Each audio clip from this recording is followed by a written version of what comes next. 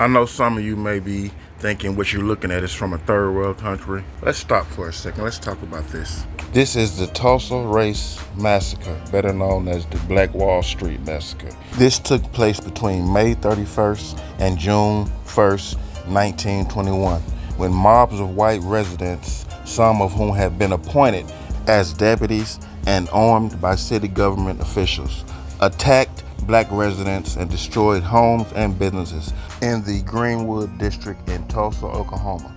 This event is considered one of the worst incidents of racial violence in American history. The attackers burned and destroyed more than 35 square blocks of neighborhood, at this time one of the wealthiest black communities in the United States. More than 800 people were admitted to the hospital. As many as 6,000 black residents of Tulsa were interned in large faculties, many of them for several days. The Oklahoma Bureau of Vital Statistics officially recorded 36 dead, but later on, after doing more research, in 2001, Tulsa Reparations Coalition identified 39 dead, 26 being black and 13 being white, based on autopsy reports, death certificates, and other records. The commission gave several estimating ranges from 75 to 300 dead. This massacre began during Memorial Day weekend after 19-year-old Dick Rowling,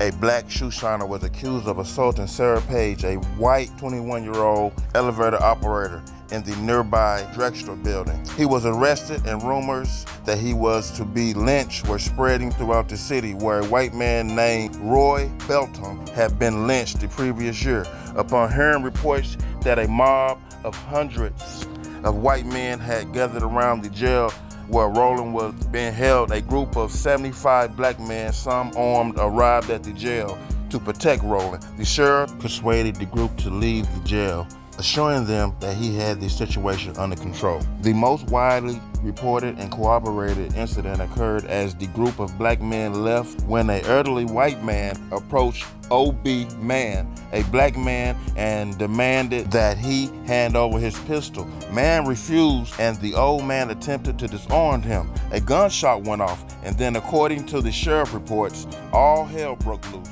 The two groups shot at each other until midnight, when the group of black men were greatly outnumbered and forced to retreat back to Greenwood. At the end of the exchange of gunfire, 12 people were dead, 10 white and 2 black. Alternatively, another eyewitness account was that the shootout began down the street from the courthouse when black business owners came to defense of a lone black man being attacked by a group of around 6 white men. It is possible that the eyewitness did not recognize the fact that this incident was occurring as a part of a rolling gunfight that was already underway. As news of violence spread throughout the city, mob violence exploded. White rioters invaded Greenwood that night and the next morning, killing men and burning and looting stores and homes. Around noon on June 1st, the Oklahoma National Guard imposed martial law, ending the massacre. In the end, about 10,000 black people